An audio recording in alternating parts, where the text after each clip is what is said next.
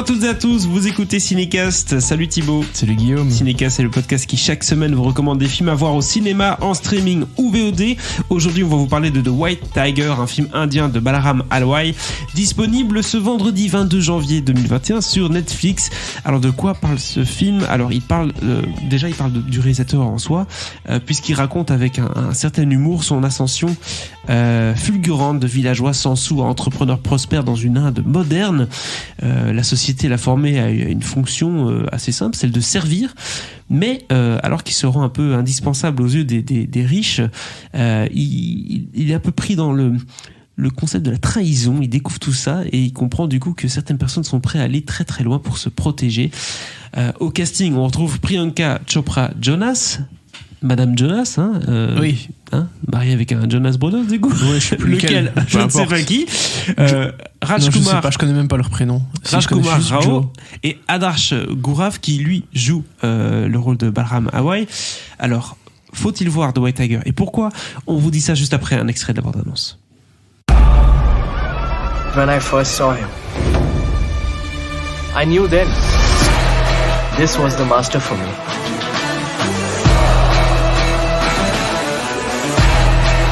I want to be a driver for your son. Hey, how much rope? Hey, don't do that. Hey, driver! I'm Pinky. Nice to meet you. Balram, have you ever seen a computer? We had many of them in the village with the goats. The goats are pretty advanced to use computer. Okay, now you're being a jerk. I didn't like the way he had spoken about me. Since I was a boy, the desire to be a servant had been hammered into my skull. Alors Thibaut, toi qui as vu le film sur ce pitch qui ressemble un tout petit peu au pitch, à celui de Parasite en Inde. Mais attention, on n'est peut-être pas dans le même genre de film. Mais tu sais, quelqu'un de serviable qui va travailler pour des gens qui ont de l'argent et puis après il va se rendre compte qu'en fait finalement ces gens-là sont pas spécialement des gens très très bien non plus et il va peut-être, je dis pas que c'est le même film, mais je dis juste qu'en tout cas il y a certains points communs et justement explique-nous un petit peu déjà toi qui as vu le film si tu le recommandes et pourquoi. Oui, je vous le recommande. C'est alors, bien, merci Thibaut. De rien, avec plaisir. Premier élément de réponse, et c'est pour répondre directement à ta question.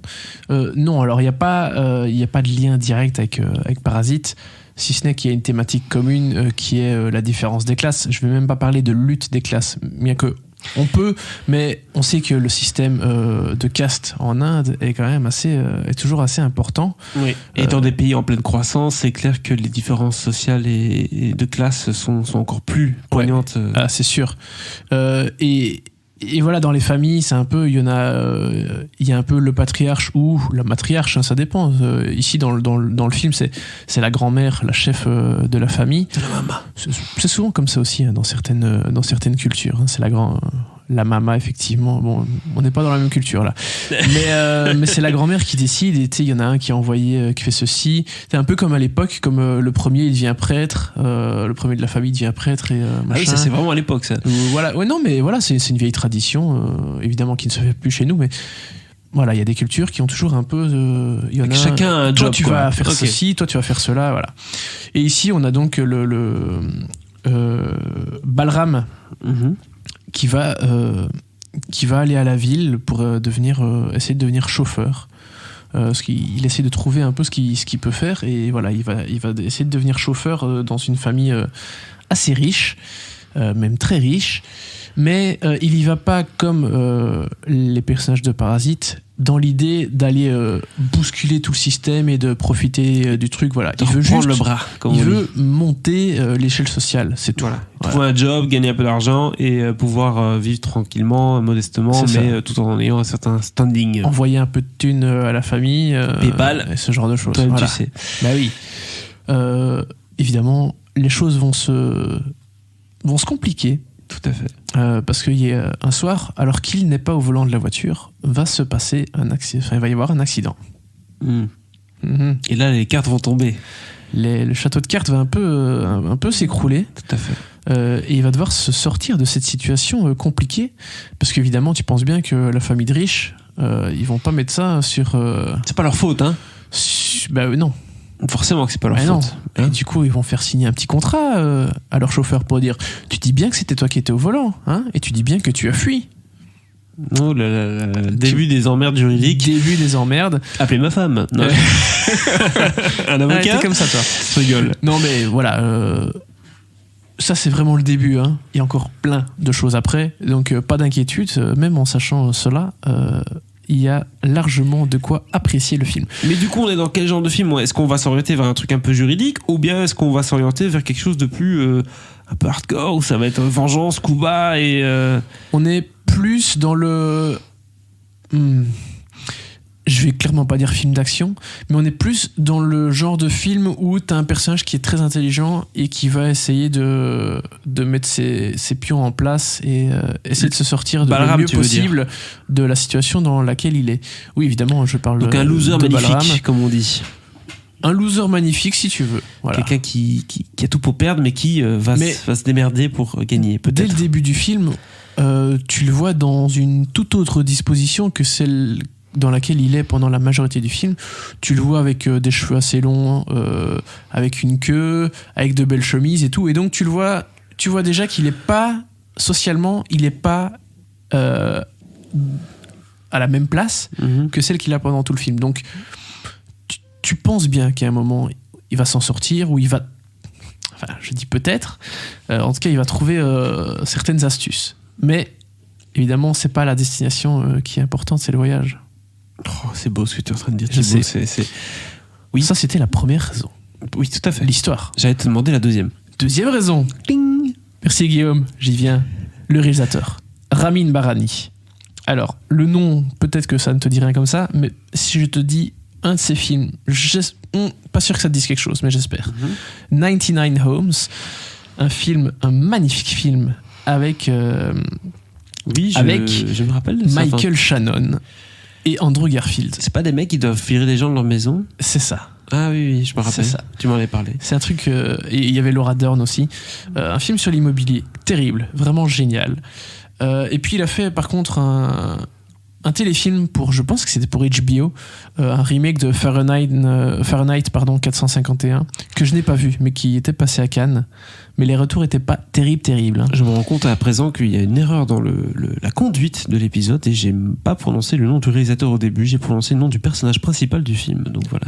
Ah, t'as dit ça? Oui. Eh ben, je n'étais pas attentif. T'es pas attentif, mais Non, voilà. Raison de désolé. plus pour faire le mea culpa. Ah ouais, c'est vrai. Avant que bravo. quelqu'un le dise en commentaire. Ouais. Oui, non, film de Ramin Barani. Voilà, c'est un réalisateur que j'aime beaucoup. Il n'a pas fait grand chose encore jusqu'à présent, mais ici il se fait bien plaisir avec White Tiger, où il a clairement un peu de moyens et il peut en faire quelque chose. Donc ça, c'est assez sympa. Et surtout, il revient sans doute à l'origine. Enfin, c'est-à-dire qu'il est Bah, pas il aux revient chez États-Unis. lui. Voilà, c'est ça. Enfin, chez lui, il est américain d'origine indienne, donc Oui. je ne pense pas qu'il ait vécu en Inde. Mais voilà. Mais il a ce sont ses l'occasion d'aller origines. faire un film là-bas avec un budget sans doute plus conséquent. Ouais, et voilà, donc t'as ça, Netflix derrière. c'est Parce sympa, que je quoi. pense, après, peut-être que les puristes vont aller vérifier, mais je pense que c'est un vrai original à 100%. Mais il y a toujours d'autres boîtes de prod impliquées. Bah, hein, ça, dites-le toujours. nous si vous le savez. Mais voilà, Pas de je souci. pense que c'est un vrai original à 100%. Donc forcément, il a un peu de moyens, il se fait plaisir. Et il y a un peu... C'est pas du grand spectacle, mais c'est un drame avec pas mal de choses, quoi. Ouais, c'est ça. Pas mal de choses. Donc c'est cool. On se demande ce qui va se passer. On a envie Ouais. d'être avec lui dans cette lutte des classes, mine de rien. Alors, du coup, tu nous recommandes. Il y a une troisième raison. Le casting. Bah oui, Priyanka. Et oui, alors... Priyanka Chopra. Elle joue pas dans Alerte à Malibu aussi? Elle a, dans le remake, Oui, avec Oui. The Rock et tout. Ah, Tout à fait. Aïe, Et elle a aïe. joué dans C'est nous les héros. Ah bah oui, on en a parlé récemment. Gros oui. hit, gros hit hein, sur notre hit, chaîne YouTube. gros hit sur notre chaîne YouTube, tout à fait. Et sur Netflix aussi, hein, je pense que un mois plus tard, il est toujours dans le top 10 mondial. Décidément, Robert Donc, Rodriguez, après faire des films pour 2 millions de dollars qui rapportent des pépettes, a trouvé un moyen de faire des films Netflix pour 2 Ouais. millions et ramener des pépettes aussi. Exactement. Bref, le casting. Priyanka Chopra, elle a un rôle important, clairement, très important, mais elle n'est pas là pendant tout le film. Il y a un moment où on la voit et puis on la voit plus. Mais voilà, Priyanka Chopra, moi j'aime beaucoup Priyanka Chopra. Oui.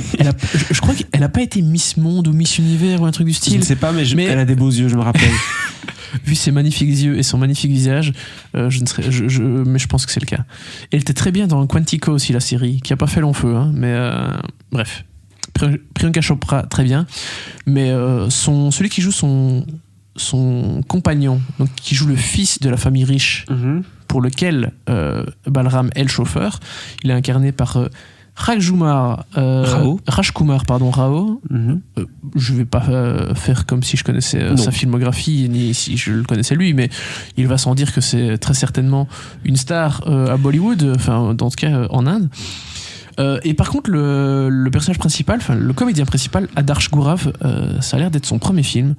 Et il est très très cool. Voilà, j'ai beaucoup aimé ce qu'il dégageait. Je pense que là, commencer par un gros film Netflix, ça va lui attirer pas mal de visibilité. Et tant mieux pour lui, parce que ce sera mérité. Donc voilà, je l'ai trouvé vraiment cool. Et sinon, il y a le père de famille, hein, le riche, incarné par Mahesh Majrekar, qui est aussi une filmographie avec 450 films comme toutes les stars. Non, il a pas tant de films que ça, mais on l'a vu dans Slumdog Millionnaire. Bah tiens, enfin un film qu'on connaît. Ça date. Et je vois qu'il est mis Jai Ho. Alors je sais pas si c'est le clip ou si c'est un film. Non. Non, ça a l'air d'être un film. Donc de manière générale, je trouve que là on a un bon compromis avec The White Tiger. On a un film qui est à la fois un film indien, mais en même temps réalisé par quelqu'un qui sait s'y prendre à Hollywood, qui a fait ses preuves, qui a fait des films qui fonctionnent avec une certaine panache. Tu es un peu vexant dans ce que tu as dit. Tu insinues que les réalisateurs indiens ne savent pas y faire. Non, mais je sais ce que tu as voulu dire. Ce que je suis en train de dire. Oui, Ce que je suis en train de dire, c'est pas parfois quand on dit un film indien, je vais pas le regarder. Tu vois, oui. on n'a pas envie de découvrir de nouvelles choses. Il y a la touche occidentale à laquelle on est habitué. C'est rassurant. Voilà, exactement. Oui. Et donc ça que je veux dire, je ne dénigre pas du tout, loin de moi l'idée de dénigrer. De toute façon, on sait le tous cinéma. que tu connais pas le cinéma indien. Non, ça c'est sûr. Le cinéma bollywoodien, moi non plus d'ailleurs. À part Bahubali ou je sais pas quoi là. Et donc, Bahubali, un Voilà. chef-d'œuvre Bahubali. Voilà. Regardez Bahubali, c'est sur Netflix. C'est sur Netflix. Tant en France qu'en Belgique. Tu le dis chaque année en cinéca, c'était cette fois-ci pour la saison 4. C'est fait. C'est bon. Donc tout ça pour dire de quoi rentrer dans le sujet en étant dans un terrain connu et avec une histoire qui a l'air tout à fait prenante. The White Tiger, combien d'étoiles tu lui donnes, Thibaut? Un bon 3 étoiles et demi, un bon 7 sur 10. Voilà. Très bien. The White Tiger, du coup, 3 étoiles, c'est disponible le 22 janvier 2021 sur Netflix. N'hésitez pas à partager votre avis sur ce film dans les commentaires. Et si c'est pas déjà le cas, à vous abonner au podcast sur la plateforme de votre choix. À très vite pour de nouvelles recommandations.